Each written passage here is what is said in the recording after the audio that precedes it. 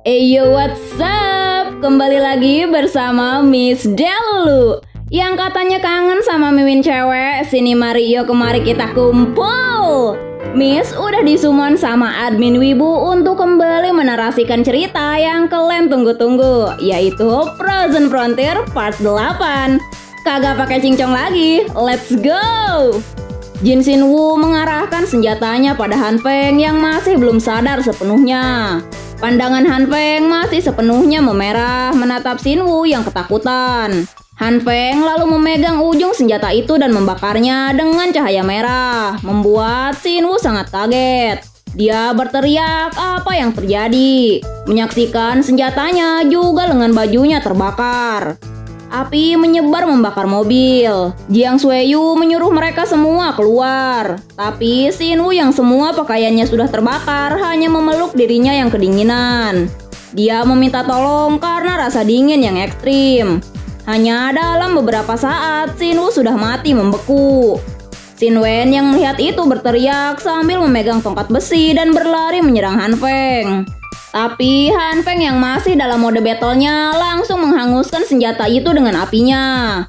Jiang Sueyu dan yang lainnya berlari kabur sambil mengatakan untuk lari ke atas dan meminta bantuan. Han Feng tidak lagi menyerang Sin Wen dan berjalan melewatinya, mengarah pada mobil yang ada di sana.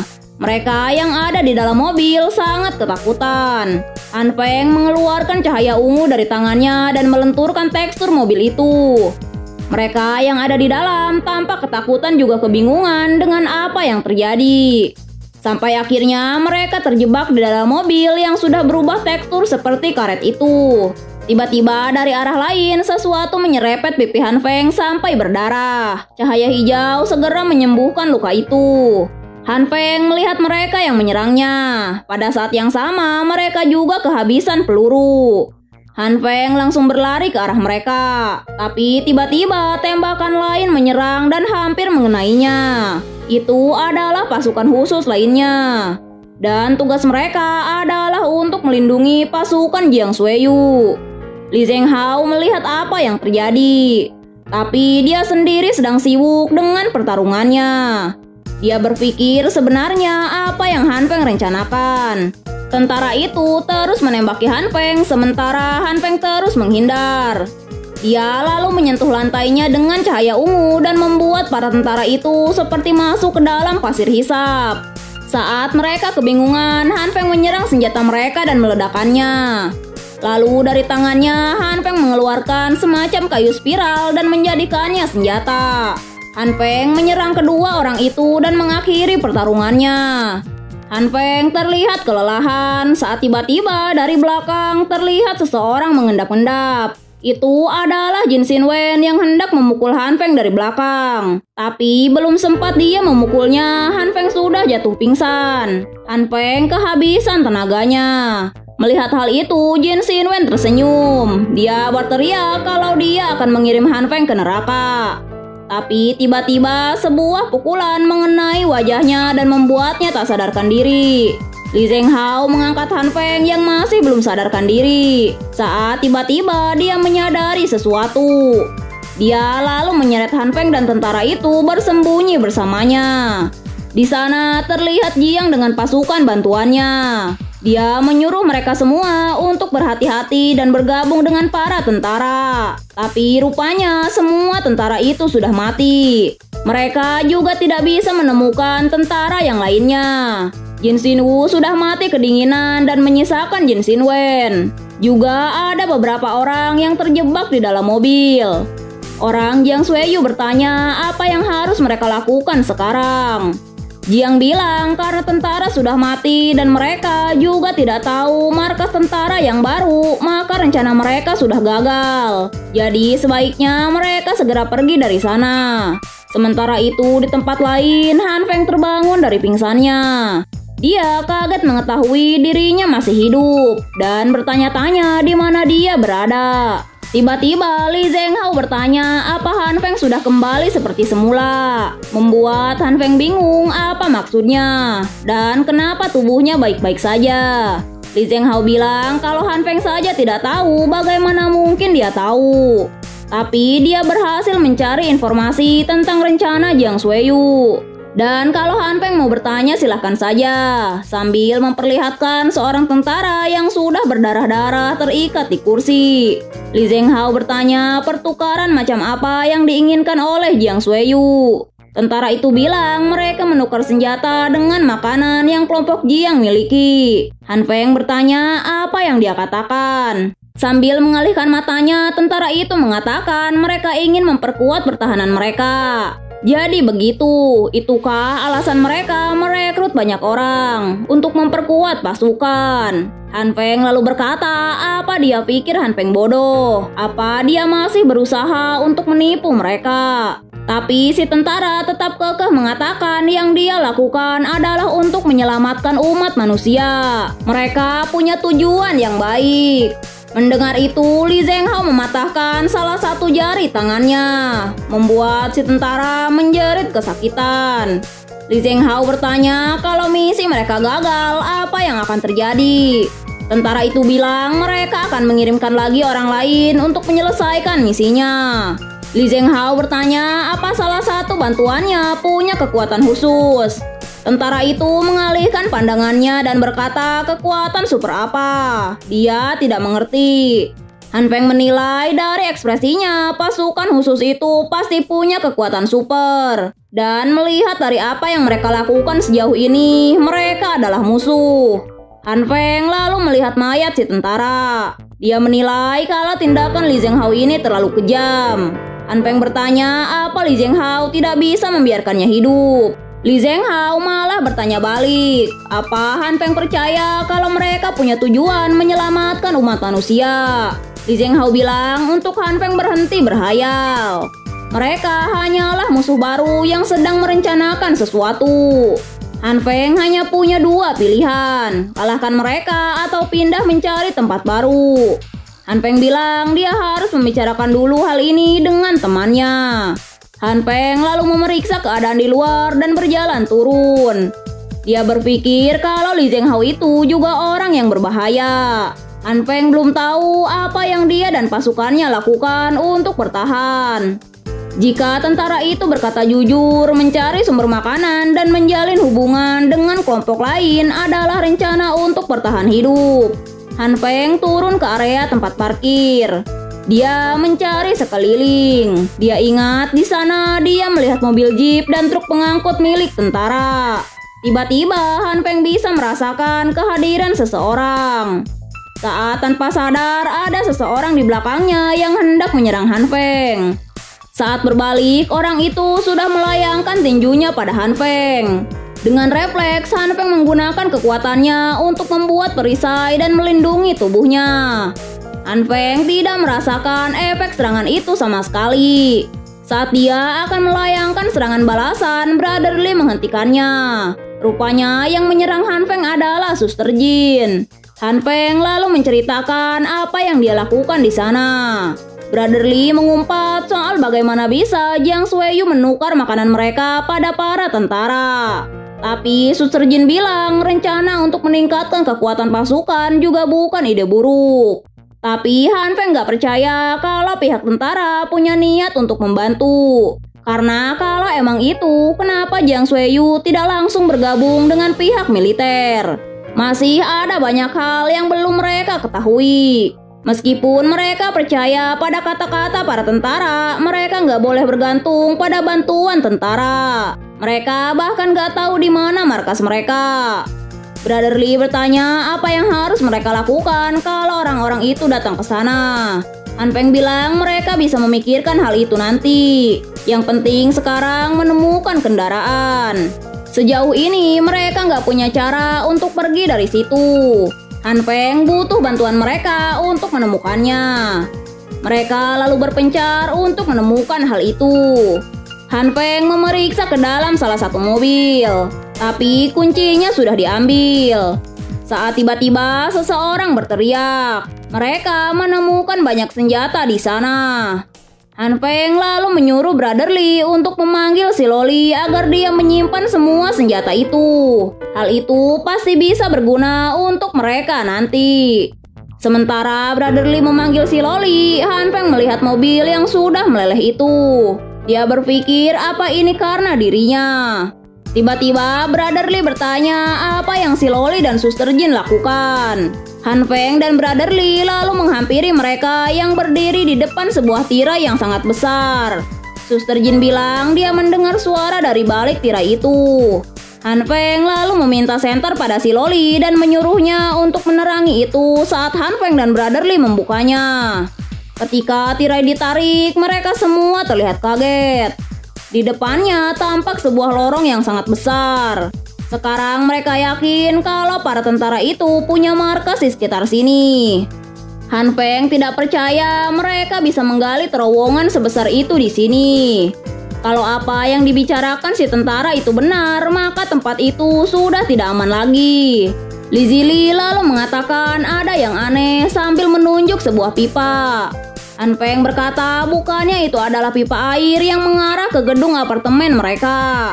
Han Feng bergerak menangkap rambut si Loli dan bertanya kemana dia akan pergi. Tidakkah dia tahu kalau daerah ini berbahaya?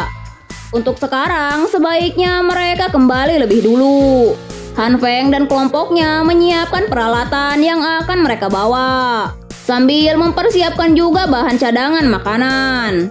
Si Loli bertanya apa lagi yang Han Feng butuhkan sambil menyerahkan senjata pada Li Zili. Han Feng bilang itu sudah cukup. Mereka hanya akan menjelajah terowongan. Kalau situasi memburuk, mereka akan kembali. Han Feng merasa bangga karena sepertinya si Loli sudah terbiasa menggunakan kemampuannya. Han Feng juga mengingatkan mereka untuk berhati-hati dan tidak membiarkan orang asing masuk. Dia juga sudah memperkuat ruangannya, jadi mereka akan baik-baik saja. Han Feng dan Li Zili lalu pamit pergi. Si Loli bilang untuk Suster Jin tidak usah khawatir. Pria aneh yang pernah Suster Jin tolong pasti akan membantu mereka. Di situasi ini, kelompok Jiang Sueyu bukanlah satu-satunya ancaman. Mereka juga harus mengawasi terowongan itu. Karena tempat itu sudah tidak aman lagi, Han Feng harus mencari tempat baru melalui terowongan itu. Dan semoga saja mereka bisa menemukan tempat yang aman. Han Feng kira suhu di terowongan ini akan sedikit hangat, tapi ternyata sama saja dinginnya. Semuanya sudah membeku. Entah bagaimana cara mereka menggali terowongan ini. Mereka terus maju melewati lorong-lorong dan celah yang cukup sempit. Dan ada saluran lain yang mengarahkan mereka. Itu terasa seperti labirin. Setelah 1 jam mereka mencoba naik. Tapi Li Zili tidak bisa membuka penutup got itu karena sepertinya terhalang salju. Mereka sudah berjalan di dalam cukup lama. Li Zili bahkan gak inget jalan kembali. Han Feng lalu bilang kalau mengikuti pipa itu mereka pasti pergi ke daerah pemukiman. Mereka berjalan dan terus berjalan. Sampai akhirnya mereka menemukan peta terowongan bawah tanah. Meski mereka sudah berjalan cukup lama, ternyata mereka masih ada dalam daerah apartemen. Saat tiba-tiba Han Feng menyuruh Li Zili mematikan senternya. Terlihat banyak mobil militer yang melaju melewati terowongan itu. Untungnya Han Feng dan Li Zili berhasil bersembunyi. Mobil-mobil itu terlihat seperti mobil para tentara. Pasti mereka adalah bala bantuan yang dipanggil tentara yang ada di apartemen mereka. Han Feng bilang untuk membuntuti mereka. Tapi sebelumnya mereka butuh penyamaran. Li Zili bilang tidak perlu melakukannya karena dia tahu jalan pintas. Rupanya setahun yang lalu Li Zili pernah menyelamatkan seorang nenek yang jatuh ke sana. Dan tangga itulah yang mereka gunakan saat itu. Meski Han Feng tampak ragu, tapi Li Zili meyakinkannya. Dia bilang dia ini punya ingatan yang bagus. Li Zili mencoba membuka tutup got itu dengan susah payah. Melihat itu, Han Feng mencoba menyarankan tempat lain. Tapi Li Zili bilang kalau begitu nanti akan keluar dari lokasi yang berbeda. Setelah bersusah payah membukanya, akhirnya tutup itu bergeser juga. Li Zili melihat sekitar untuk memastikan keamanan mereka. Saat ini mereka ada di parking area apartemen pemukiman milik Han. Han Feng lalu mengingatkan Li Zili untuk tidak berisik dan mulai mengendap-endap. Saat tiba-tiba mereka melihat mayat seseorang. Sepertinya di sana juga terjadi perkelahian. Han Feng dan Li Zili melihat apa yang sedang mereka kerjakan. Terlihat beberapa orang seperti sedang menghancurkan tembok dan diawasi oleh tentara militer. Mereka bersenjata lengkap juga menggunakan gas mask. Ternyata saat ini mereka sedang mengawasi pembuatan terowongan. Han Feng merasa kalau sepertinya warga yang ada di sana berada dalam pengaruh kekuasaan militer. Saat tiba-tiba dia merasakan kalau tanah yang mereka pijak bergetar. Orang-orang yang bekerja itu berlari tunggang-langgang. Sementara para tentara juga menyuruh mereka untuk menyingkir karena orang itu akan menerobos dinding. Satu orang yang belum sempat turun melihat batu di depannya bergetar hebat dan langsung meledak. Dinding itu roboh seketika. Dari balik terowongan yang gelap, tampak seorang tentara militer berbadan besar dan botak dengan mata hijau menyala. Han Feng terkejut melihat hal itu.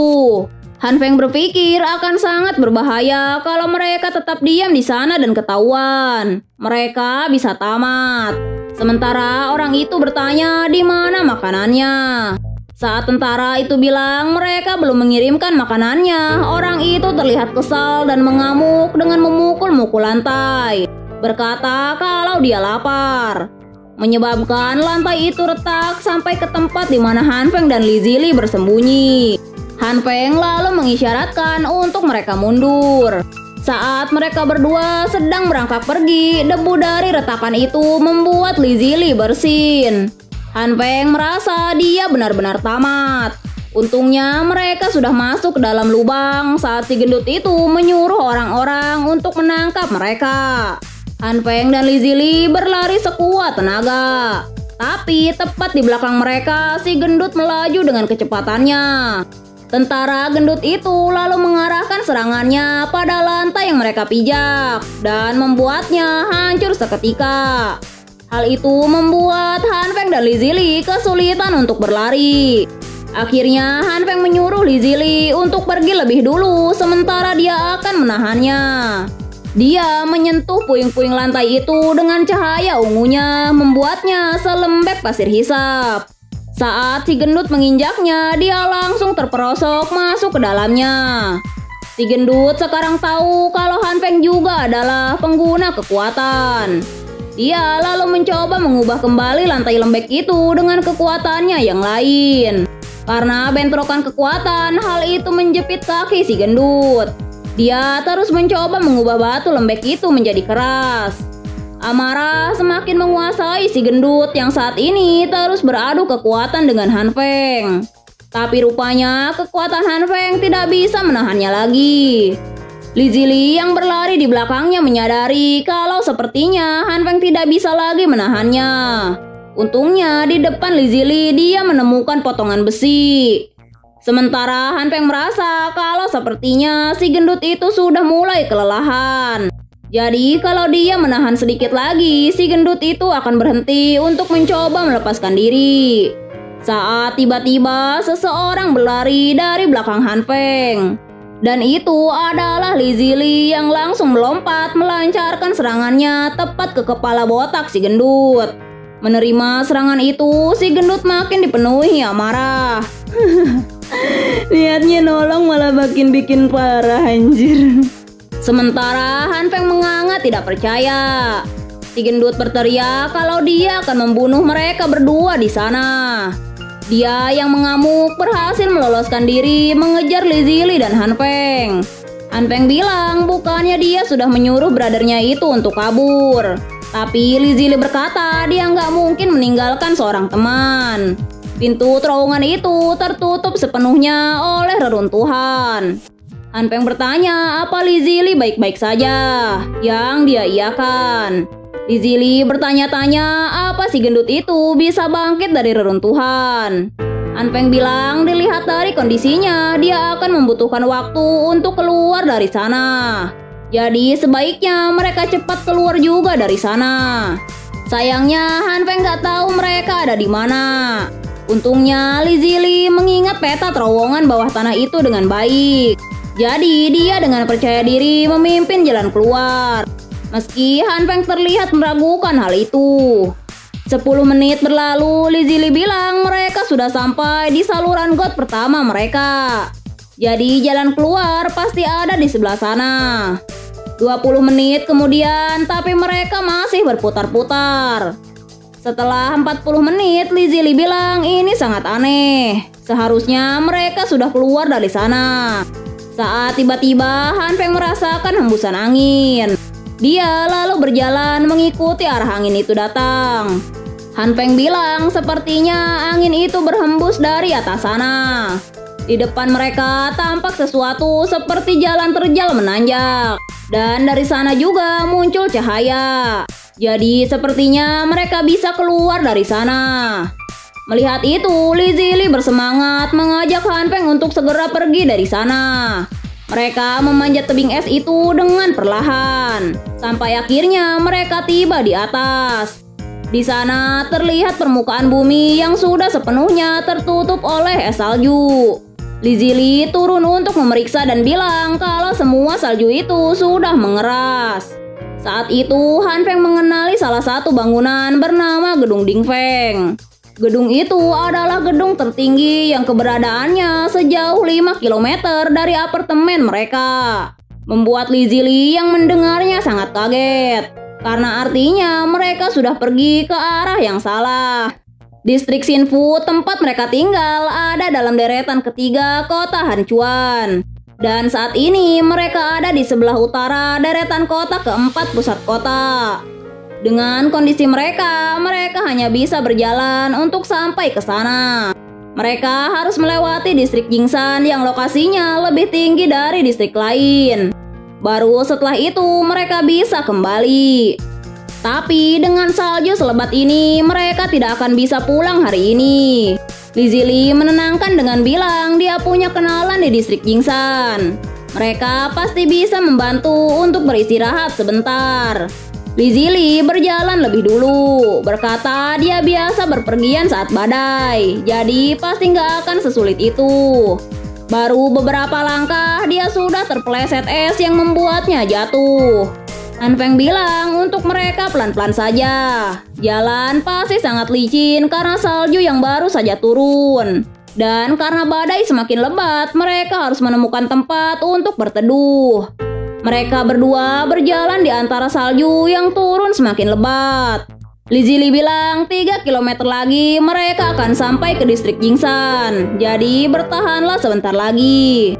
Han Feng benar-benar merasa kedinginan. Sementara badai semakin lebat. Kalau mereka tidak cepat, mereka bisa mati membeku. Saat tiba-tiba sesuatu mengejutkan mereka. Itu adalah survivor lain yang sudah membeku. Han Feng dan Li Zili hanya memperhatikan mereka. Sepertinya mereka sedang mencari suplai makanan saat mereka terjebak badai. Dan tidak bisa menemukan tempat untuk berteduh lalu berakhir mati beku.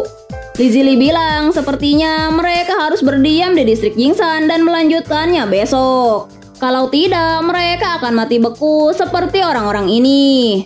Mereka lalu melanjutkan perjalanan. Sampai akhirnya mereka sampai di distrik Jingsan yang ada di atas bukit. Distrik itu tidak terkubur salju seperti distrik lainnya. Han Feng penasaran bagaimana mereka bisa tinggal di sana. Saat tiba-tiba Li Zili melihat siluet orang mendekat.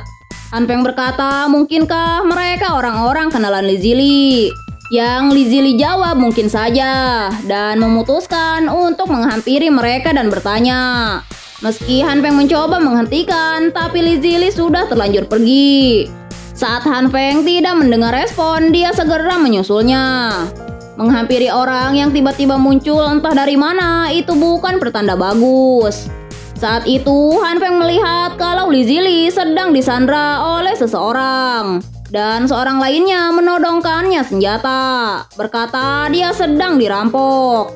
Saat Han Feng mencoba untuk mengeluarkan senjatanya, orang itu memberikan Han Feng tembakan peringatan. Orang itu berteriak untuk Han Feng tidak melakukan sesuatu. Rekan orang itu malah memarahinya karena kalau dia melukai Han Feng, mereka harus mengangkutnya naik ke atas. Orang itu lalu meminta Han Feng untuk menyerahkan senjatanya. Han Feng berpikir kalau dia bisa saja pulih dari satu tembakan. Tapi masalahnya adalah Li Zili yang tak akan bisa selamat dari itu. Akhirnya Han Feng dan Li Zili ikut dengan mereka. Orang bertopi merah itu bilang pantas saja mereka berani berpergian saat badai selebat itu. Mereka bahkan punya senjata. Rekannya menjawab untung dia melihat Han Feng mengeluarkan senjata. Kalau tidak mereka akan mati. Han Feng lalu bertanya kenapa dia tidak melepaskan mereka padahal sudah menjarah persediaan mereka juga. Si topi putih itu malah membentak Han Feng untuk diam. Berkata dia punya rencana lain untuk mereka. Li Zili bertanya apa yang mereka bicarakan. Han Feng bilang dia tidak tahu. Mungkin mereka berencana menjadikan Han Feng dan Li Zili sebagai bahan persediaan makanan. Membuat Li Zili takut mendengarnya. Sementara Han Feng mengamati lokasi mereka. Tempat ini sangat strategis. Mereka bisa melihat seisi kota dari atas sana. Mereka juga membuka gerbang besi dengan remote, yang artinya listrik masih berjalan di tempat ini. Tapi mengingat aliran listrik pusat kota sudah diputus, mereka pasti punya generator. Bangunan di sana juga tampak seperti baru. Tapi ada hal lain yang membuat mereka lebih kaget lagi. Di sana terdapat sebuah dinding pertahanan. Han Feng berpikir kalau dia bisa menyingkirkan mereka dan mengambil alih tempat ini, dia dan si Loli pasti bisa membuat tempat ini menjadi benteng. Saat tiba-tiba si topi merah menggeplak kepala Han Feng karena dia senyum-senyum sendiri. Dia lalu menyuruh mereka untuk mulai menggali. Orang-orang itu mengatakan setelah Han Feng dan Li Zili selesai menggali, mereka akan membebaskannya dan mengembalikan suplainya. Han Feng bertingkah seolah dia percaya. Si topi merah memperingatkan untuk jangan kabur atau berbuat licik karena ini hanya satu kali kesempatan. Dia lalu menyuruh si topi putih yang bernama Cao Zi untuk mengawasi sementara dia akan tidur. Setelah si topi merah masuk, Cao Zi menggerutu, mengatakan dia hanya bisa menyuruh-nyuruhnya saja. Cao Zi lalu menyuruh mereka untuk mulai menggali.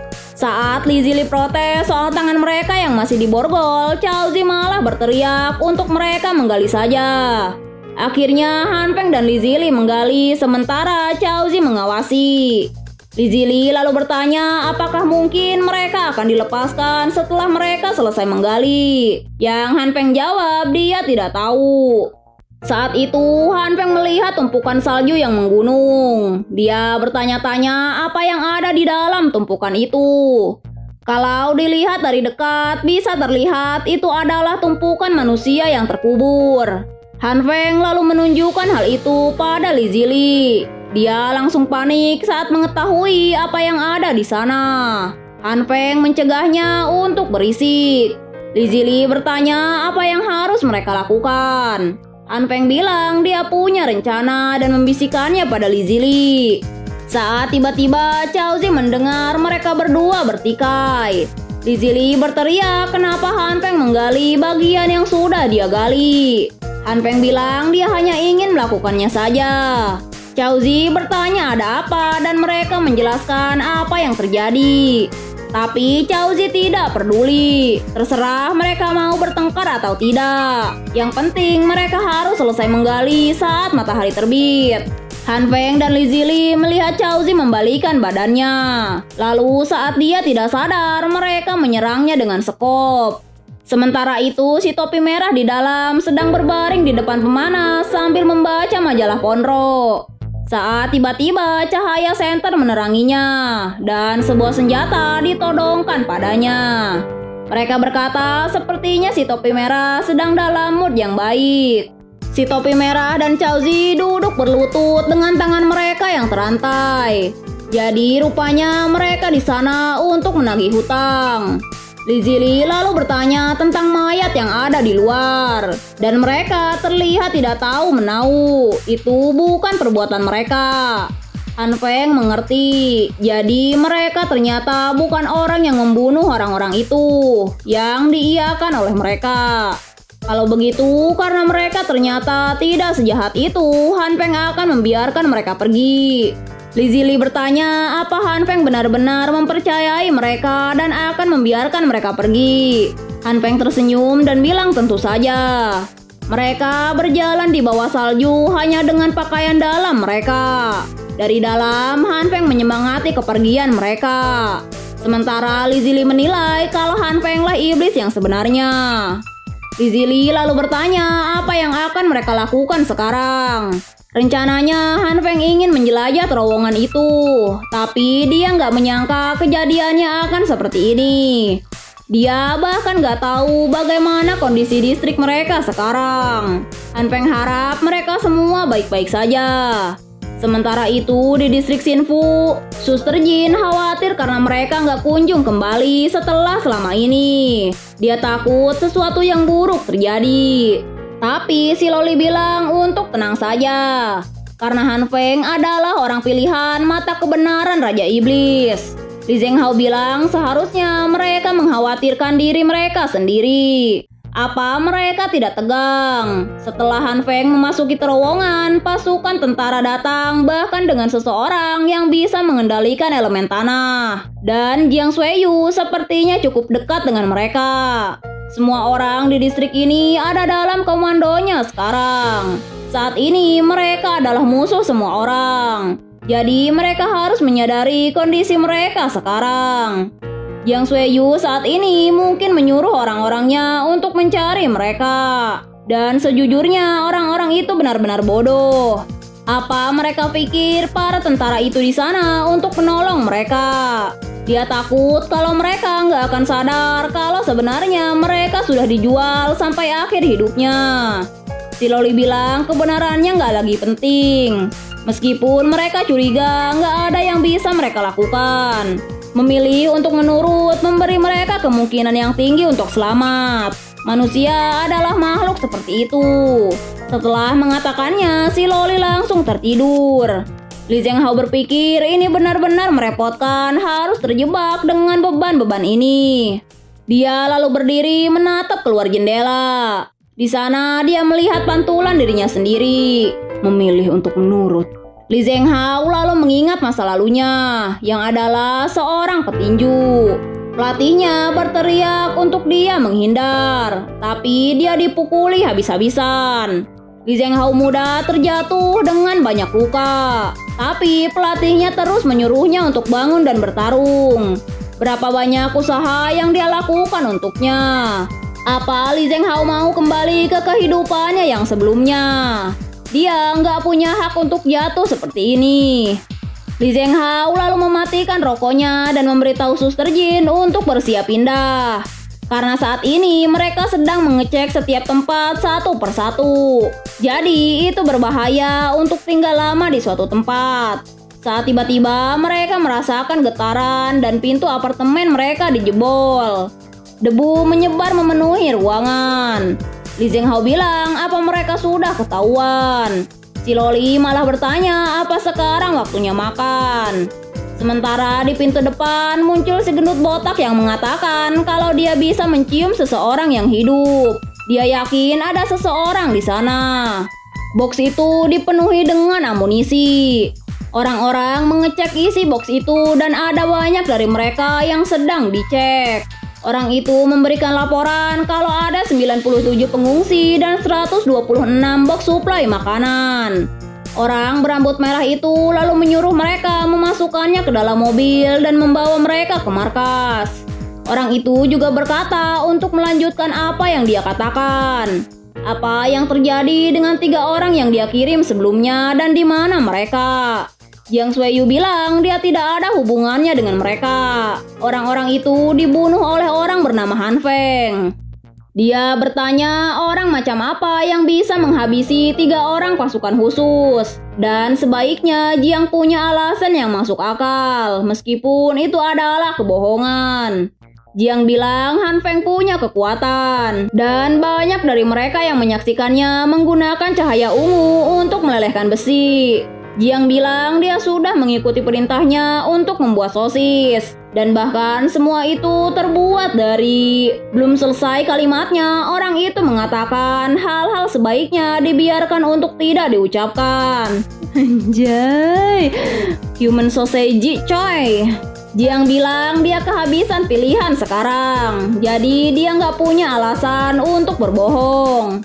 Orang itu menepuk pundak Jiang dan bilang kalau dia sudah memberi mereka banyak suplai makanan. Jadi dia sudah menganggap Jiang sebagai bagian dari mereka. Dan dia nggak akan membunuh orangnya tanpa alasan yang jelas. Dia akan mengirim seseorang untuk menangkap Han Feng, dan mereka akan menanyainya bersama. Dan sebaiknya Jiang tidak berbohong. Kembali ke tempat si gendut botak, dia terlihat marah dan bertanya siapa di antara mereka yang bernama Han Feng.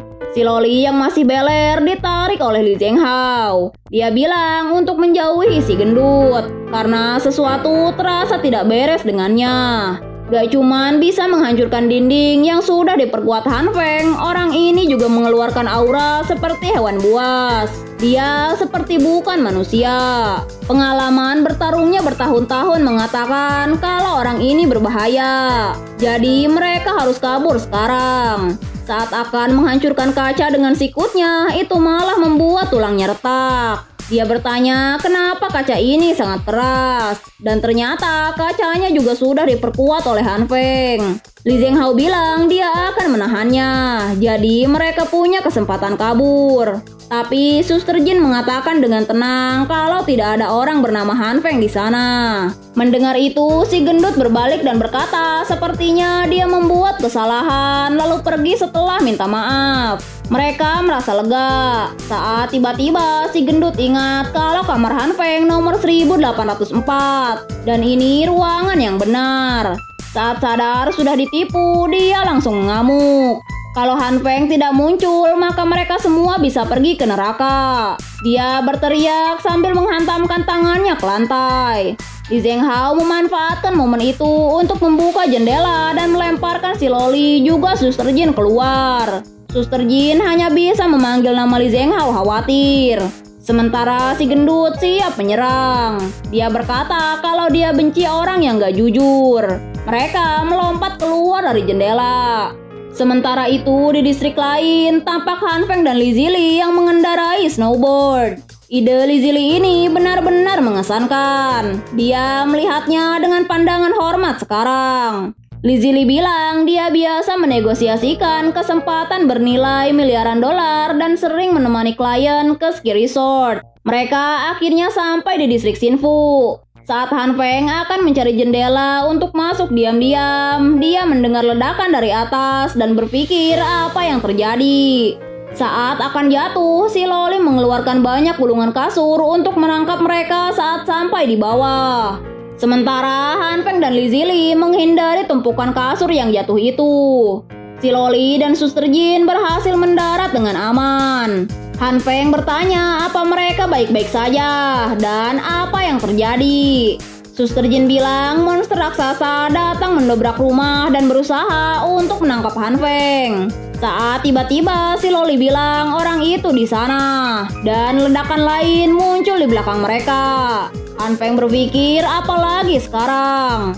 Saat tiba-tiba Suster Jin menariknya dan si Loli untuk pergi menjauh. Si gendut bilang kalau dia adalah bayi yang baik dan Han Feng adalah monsternya.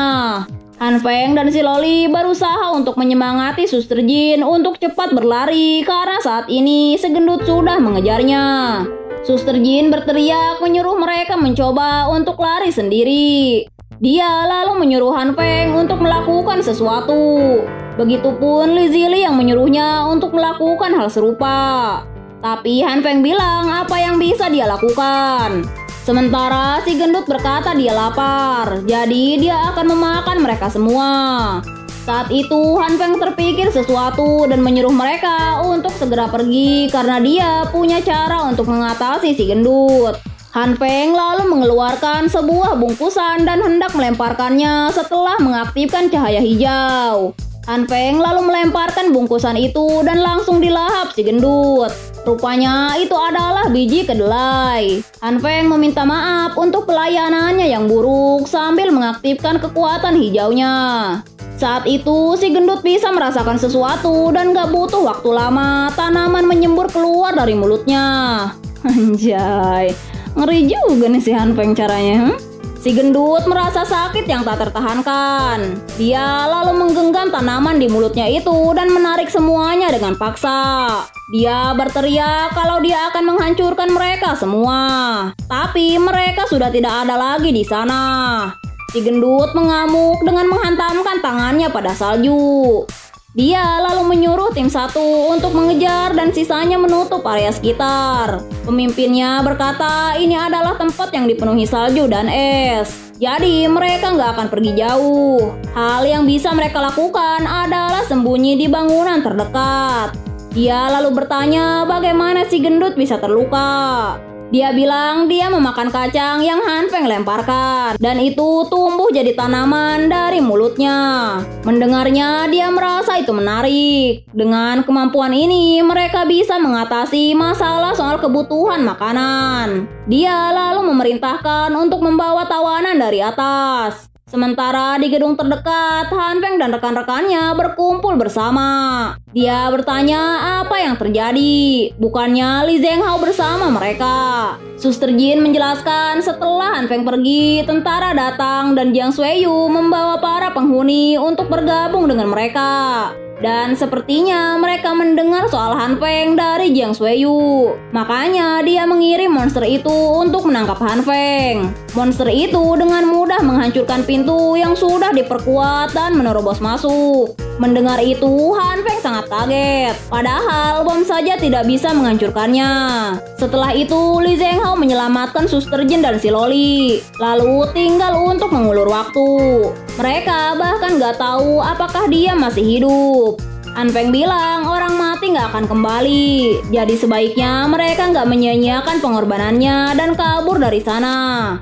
Tapi Suster Jin bilang mereka nggak bisa meninggalkan Li Zhenghao. Mereka harus kembali untuk menyelamatkannya.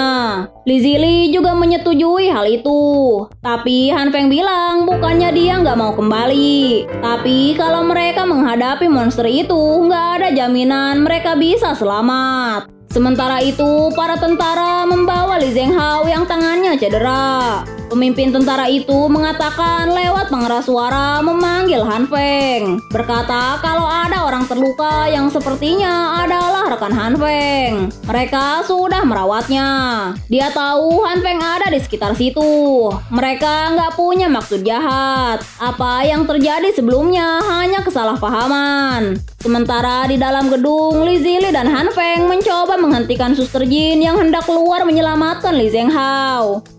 Mimin gak suka nih kalau ada cewek yang begini nih, kayak otaknya dipakai dong otak. Hei Anda, ini mereka mau membunuh Anda loh. Anda mau tiba-tiba lari keluar untuk menyelamatkan Li Zhenghao.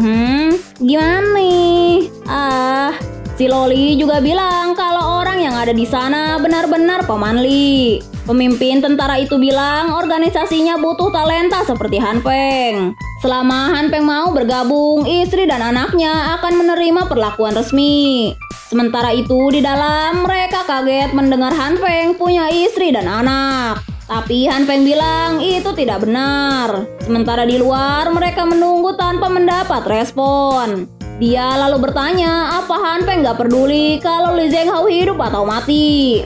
Li Zhenghao bilang sebenarnya dia hanya mengenal Han Feng beberapa hari yang lalu. Mendengar itu, si pemimpin tampak marah dan memukulnya. Karena tindakan Li Zhenghao yang melindungi istri dan anaknya itu membuatnya salah paham akan hubungan mereka. Tapi Li Zhenghao bilang orang-orang itu juga baru bertemu beberapa hari yang lalu.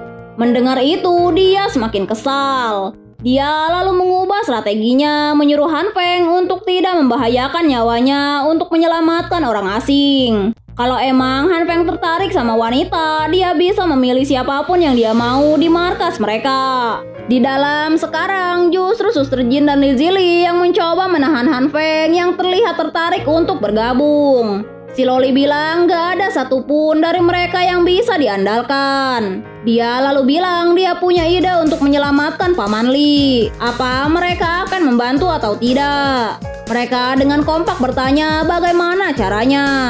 Di luar, si pemimpin menginjak tangan Li Zhenghao dan bertanya bagaimana mungkin mereka bisa setenang itu. Li Zhenghao bilang dengan kondisi saat ini gak mungkin mereka punya cukup makanan untuk banyak orang. Tapi mereka malah berkeliling mencari orang-orang untuk diajak bergabung. Sebenarnya apa yang para tentara rencanakan? Pemimpin itu bilang kalau menyelamatkan orang adalah tugas mereka. Orang brengsek egois sepertinya nggak akan mengerti sentimen bangsawan. Mendengar itu, Li Zhenghao meludahinya dan menyebutnya pembohong. Pemimpin itu berjongkok dan bilang karena Li Zhenghao akan segera mati, jadi dia akan mengatakannya.